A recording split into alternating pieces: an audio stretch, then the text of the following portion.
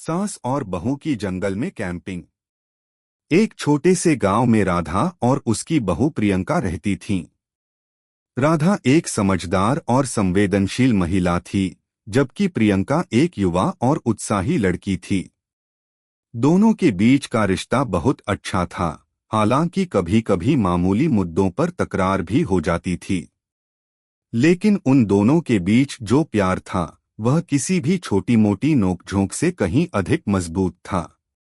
अगर आप अपनी माँ से सच्चा प्यार करते हैं और उन्हें हमेशा खुश देखना चाहते हैं, तो इस चैनल को सब्सक्राइब करें, लाइक करें और इस वीडियो को लास्ट तक जरूर देखें, क्योंकि जल्द ही आपको एक अच्छी सी खुशखबरी मिलेगी जो आपकी दुनिया को बदल देगी। आपके लिए परमात्मा की तरफ से आशीर्वाद, कृपा, शांति और आनंद बरसता रहें।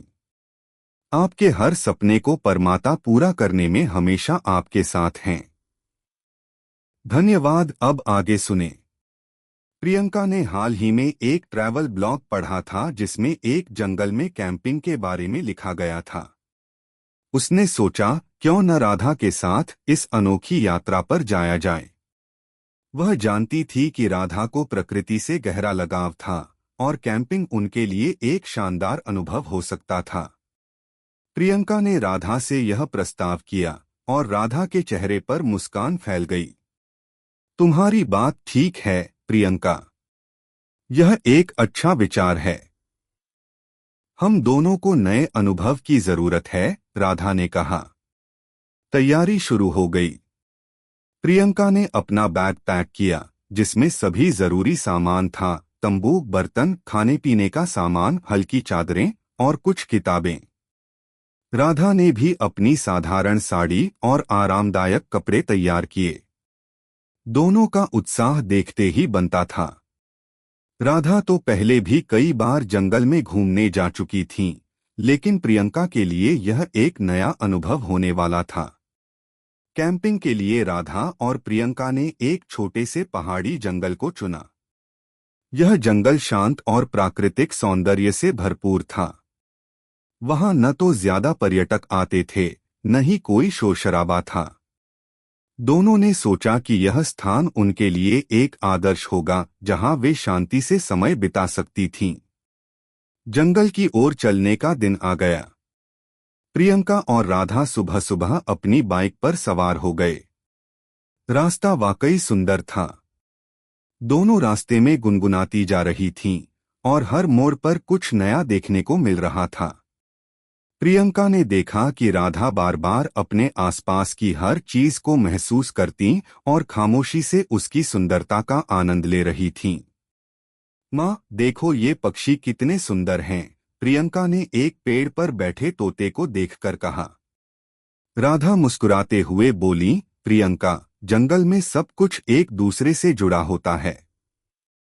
ये पक्षी हमें अपनी आवाज से ये बता रहे हैं कि यहाँ शांति है, जीवन है।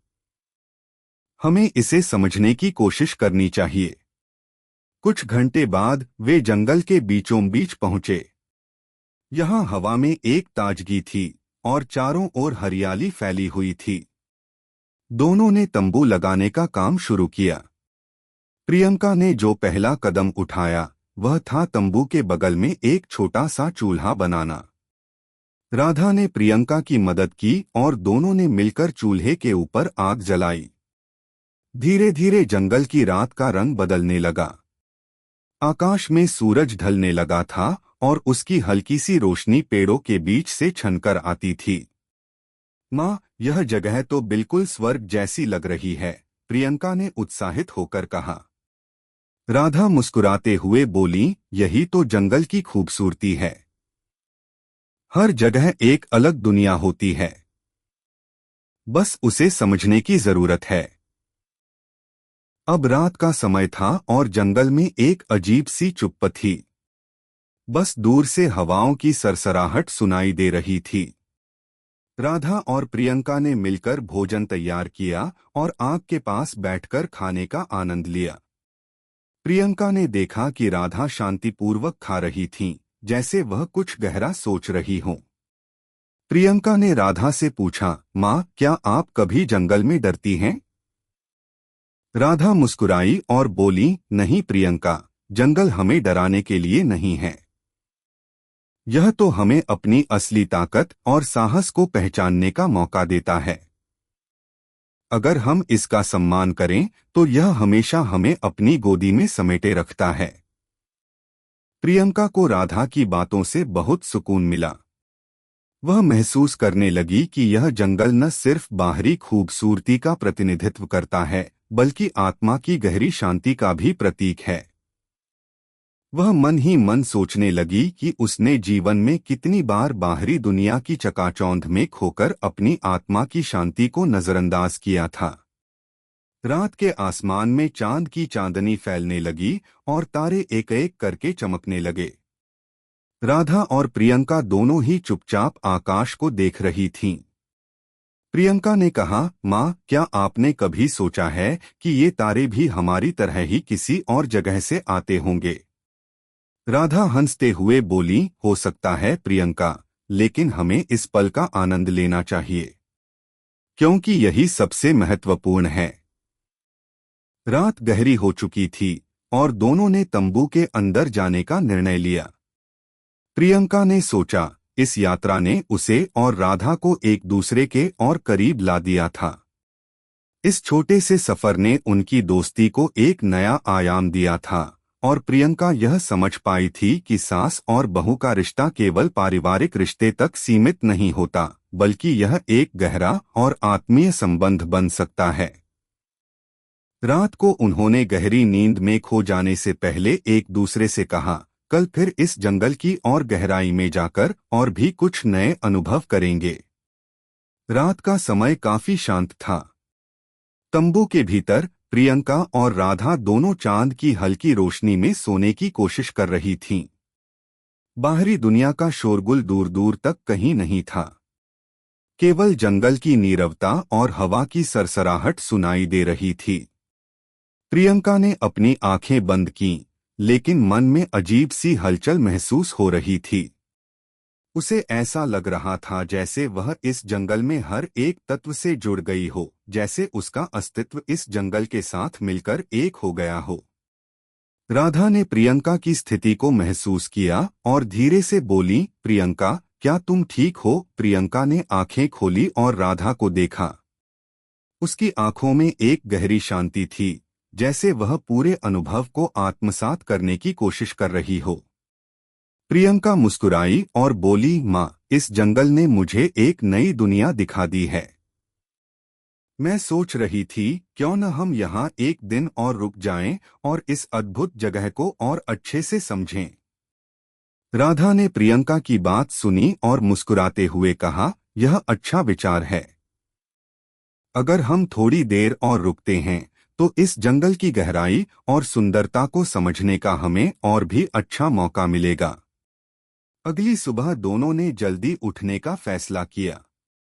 राधा ने प्रियंका से कहा, हमें आज जंगल के भीतर और दूर जाकर कुछ नया देखना चाहिए। प्रियंका ने उत्साहित होकर हामी भरी और दोनों तैयार होकर जंगल की ओर निकल पड़ी। राधा के पास हमेशा एक विशेष प्रकार की सहजता और अनुभव था, जो उन्हें जंगल के बारे में सब कुछ जानने में मदद करता था। प्रियंका उसकी बातों को ध्यान से सुनती और समझती जा रही थी। वह दोनों रास्ते में चलते हुए जंगल के अद्भुत दृश्यों को महसूस कर रही थीं। चारों ओर हरियाली फैली हुई थी, फूलों की खुशबू हवा में बसी हुई थी और पक्षी अपनी मीठी आवाज में गीत गा रहे थे। राधा ने प्रियंका से कहा, देखो प्रियंका, ये पेड़ हमें जीवन का सबसे बड़ा पाठ सिखाते हैं। वे मजबूत होते हैं, लेकिन वे कभी अपने स्थान से हिलते नहीं। प्रियंका ने कहा, माँ, तुम हमेशा इतनी गहरी बातें करती हो। मुझे लगता है कि अब मुझे भी इस जंगल के हर हिस्से को समझने की कोशिश करनी चाहिए। दोनों धीरे धीरे गहरे जंगल में चले गए। रास्ते में उन्हें एक छोटी सी झील दिखाई दी, जिसका पानी पूरी तरह से साफ था। झील के किनारे पर बैठते हुए प्रियंका ने पानी में अपनी परछाई देखी और कहा, माँ, देखो, पानी में सब कुछ साफ दिखाई देता है। क्या यह हमारी जिंदगी की तरह नहीं है? अगर हम अपने भीतर की सच्चाई को देख पाते तो हम भी ऐसे साफ और सच्चे हो सकते थे। राधा ने प्रियंका की बातों को ध्यान से सुना और फिर कहा, हाँ प्रियंका, जीवन का पानी भी ऐसा ही होता है। अगर हम अपने भीतर के आक्रोश और उलझनों को हटाकर सच्चाई से जुड़े तो हम भी जीवन में शांति और संतुलन पा सकते हैं। वे दोनों झील के किनारे पर कुछ समय बैठे, प्रकृति के साथ संवाद करते हुए, और फिर उन्होंने आगे बढ़ने का निर्णय लिया। राधा और प्रियंका ने जंगल के भीतर और गहराई तक जाने का निर्णय लिया। जैसे जैसे वे अंदर जाते गए, रास्ता और भी घना होता गया। पेड़ और झाड़ियां एक दूसरे से मिलकर एक दीवार सी बन रही थीं, लेकिन राधा ने प्रियंका को निडर होकर आगे बढ़ने के लिए प्रेरित किया। कुछ देर बाद वे एक खुले क्षेत्र में पहुंचे जहां एक छोटा सा जलप्रपात था। उसका शोर सुनकर प्रियंका खुश हो गई और दौड़ते हुए जलप्रपात के पास पहुंच गई।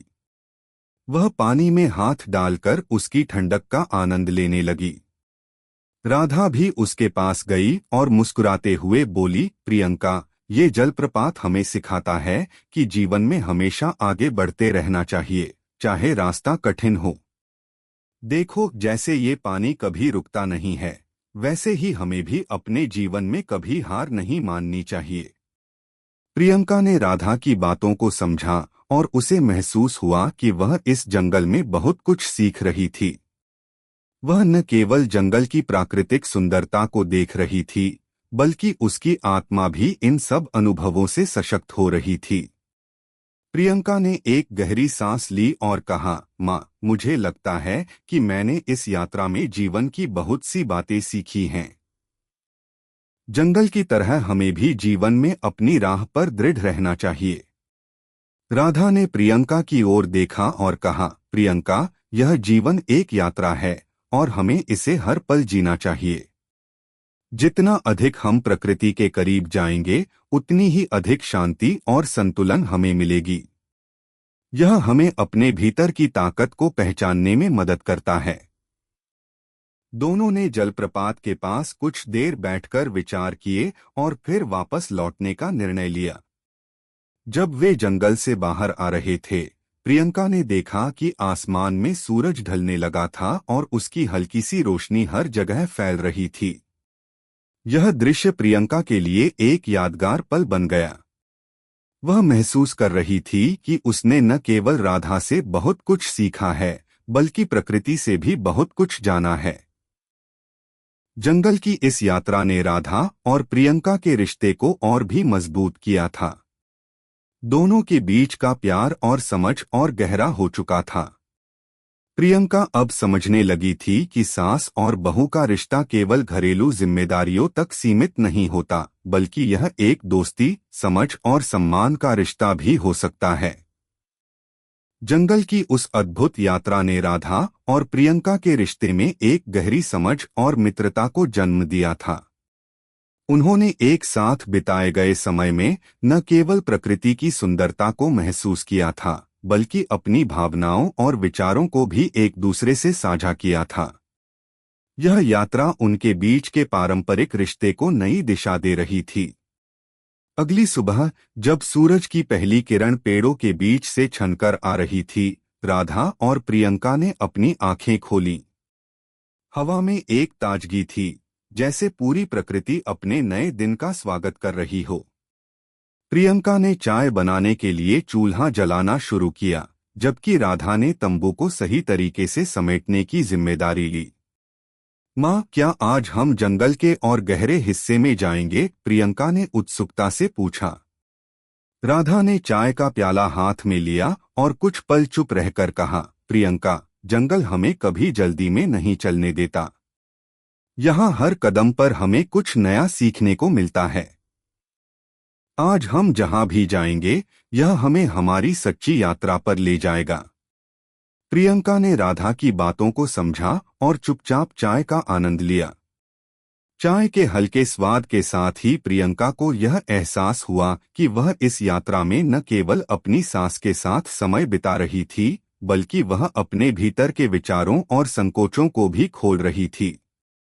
चाय के बाद दोनों ने अपने बैग तैयार किए और एक बार फिर जंगल में अपने नए सफर की शुरुआत की। राधा के पास जंगल के प्रत्येक रास्ते और हर पेड़ पौधे का ज्ञान था।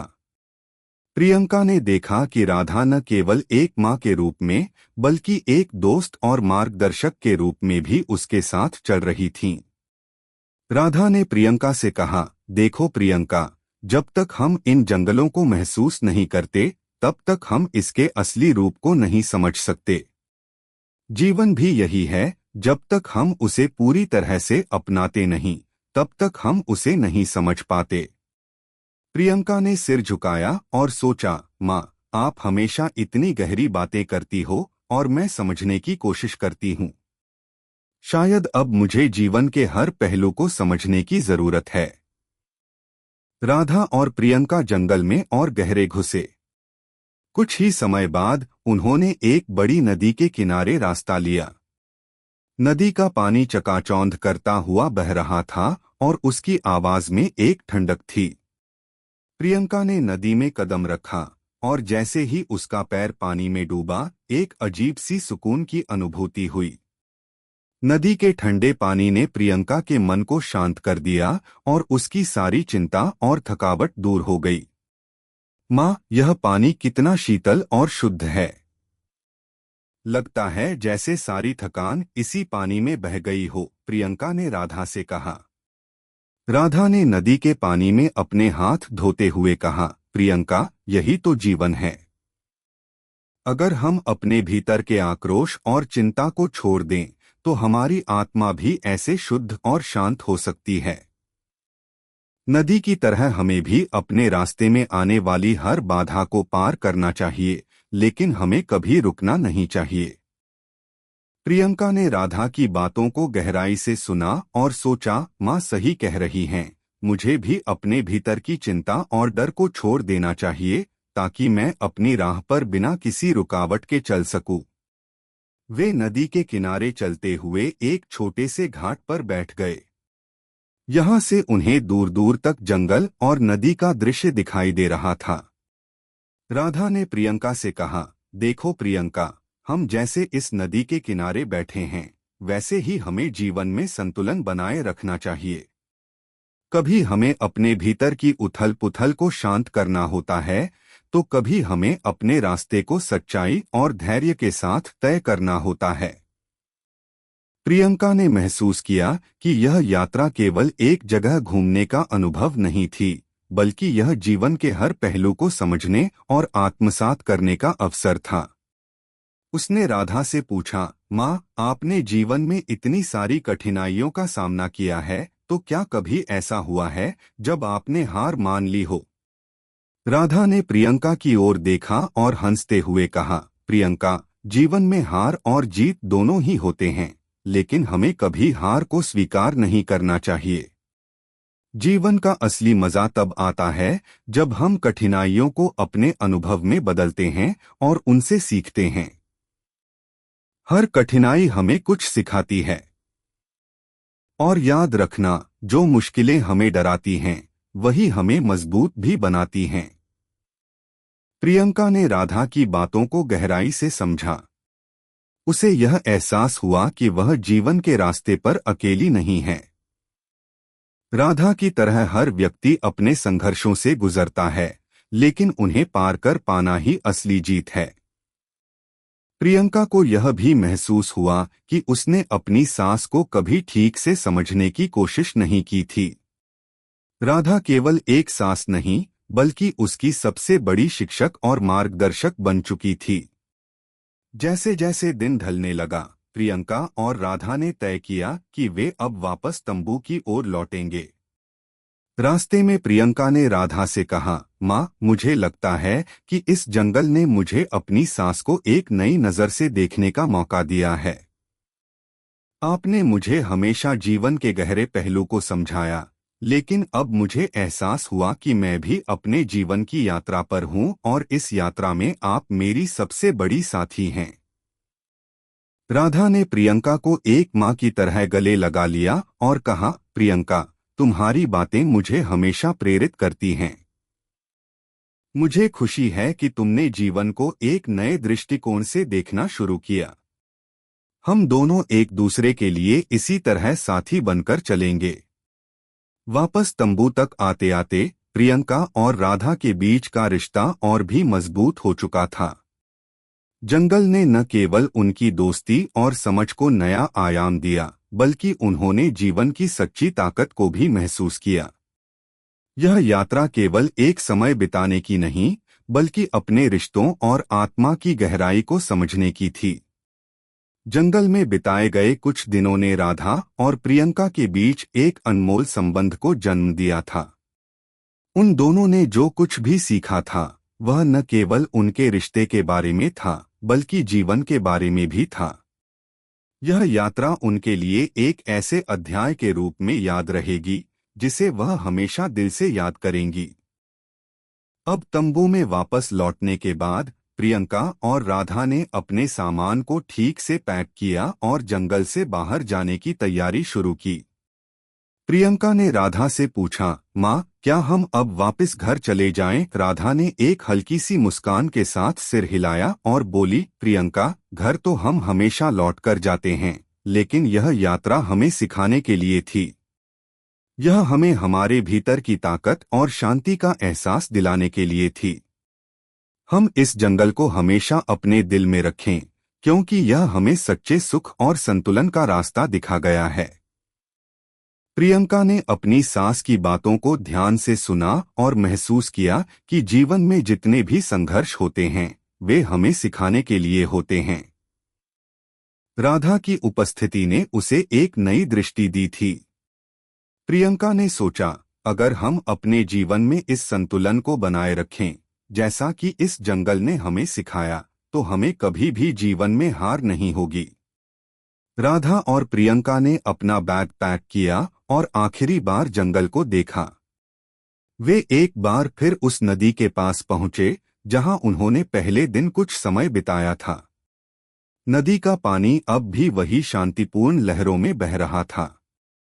प्रियंका ने राधा से कहा, माँ, यह नदी अब भी वैसी ही है, जैसे हमने पहली बार देखा था। क्या यह भी हमें यही सिखा रही है कि जीवन में हम चाहे जो भी बदलाव लाएं, हमारी आंतरिक शांति और संतुलन कभी नहीं बदलने चाहिए? राधा ने प्रियंका को देखा और कहा, हाँ प्रियंका, यही जीवन का असली सार है। नदी की तरह हमें भी समय के साथ बदलना चाहिए, लेकिन हमारी आंतरिक शांति को बनाए रखते हुए। जो कुछ भी होता है, हमें स्वीकार करना चाहिए और आगे बढ़ना चाहिए। उन दोनों ने एक गहरी सांस ली और धीरे धीरे जंगल के रास्ते से बाहर निकलने लगे। रास्ते में राधा ने प्रियंका से कहा, प्रियंका, मैं जानती हूं कि हम दोनों ने इस यात्रा के दौरान बहुत कुछ सीखा है, लेकिन याद रखना, यह सब कुछ बाहर से नहीं आता। यह सब हमारी आंतरिक दुनिया से आता है। हमें खुद को समझने, अपनाने और प्यार करने की जरूरत है। प्रियंका ने राधा की बातों को दिल से महसूस किया और उसने सोचा, माँ, आप कितनी गहरी बातें करती हो। मुझे अब समझ आ रहा है कि हर मुश्किल और चुनौती हमें कुछ सिखाने के लिए आती है।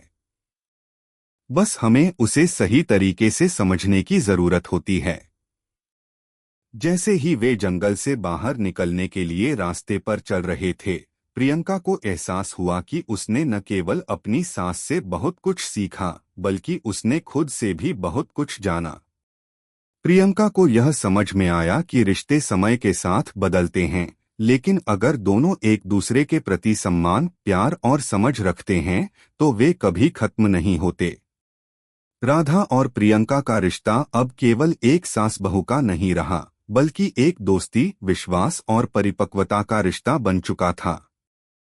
गांव में लौटते समय प्रियंका ने राधा से कहा, माँ, मुझे लगता है कि हमें इस यात्रा का अनुभव दूसरे लोगों से भी साझा करना चाहिए। इससे उन्हें भी इस खूबसूरत जंगल और उसकी सीख का एहसास होगा। राधा मुस्कुराई और बोली, प्रियंका, यह यात्रा सिर्फ हमारे लिए नहीं थी। यह हमें यह बताने के लिए थी कि हम अपने जीवन में बहुत कुछ पा सकते हैं अगर हम अपने भीतर की शांति और संतुलन को समझें।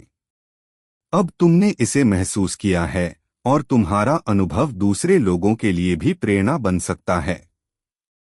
गांव के पास पहुंचने तक प्रियंका और राधा ने बहुत सी बातें की। प्रियंका ने महसूस किया कि वह अब पहले से कहीं अधिक परिपक्व हो गई है। राधा ने उसे यह सिखाया था कि जीवन में सच्ची खुशी किसी बाहरी चीज में नहीं बल्कि हमारे भीतर होती है। उस एक छोटी सी जंगल यात्रा ने प्रियंका को यह समझने का मौका दिया कि हर कठिनाई और संघर्ष हमें मजबूत और समझदार बना सकता है। गांव लौटने के बाद प्रियंका और राधा ने यह ठान लिया कि वे भविष्य में हर साल जंगल में कैंपिंग करने जाएंगी। यह उनके रिश्ते को और भी मजबूत बनाएगा और उन्हें जीवन के असली मायनों को समझने का अवसर देगा। वे जानते थे कि उनके रिश्ते का असली सार एक दूसरे के साथ बिताए गए इन खास लम्हों में है। प्रियंका ने अपने दिल में एक नया विश्वास महसूस किया। अब उसे पता था कि वह जीवन में किसी भी कठिनाई का सामना कर सकती है क्योंकि वह अब अपने भीतर की शक्ति और संतुलन को पहचान चुकी थी। राधा की तरह प्रियंका भी जीवन को उसी शांतिपूर्ण और समझदारी से जीने की कोशिश करेगी। राधा और प्रियंका का यह सफर न केवल एक जंगल की यात्रा थी बल्कि यह जीवन की सच्ची यात्रा थी जिसमें उन्होंने एक दूसरे के साथ समय बिताया, कुछ सीखा और अपने रिश्ते को एक नई दिशा दी। यह सफर उनकी जिंदगी में हमेशा एक उज्जवल रोशनी की तरह चमकता रहेगा और यह यात्रा हमेशा उन्हें याद दिलाएगी कि सच्ची शांति और संतुलन हमारे भीतर ही होते हैं। अगर आपको हमारे वीडियो पसंद आए तो कृपया चैनल को सब्सक्राइब करें, लाइक करें और अपने विचार कमेंट में जरूर साझा करें। आपका सपोर्ट हमें और भी बेहतरीन कंटेंट बनाने की प्रेरणा देता है। हम आपके हर समर्थन के लिए तहे दिल से धन्यवाद करते हैं।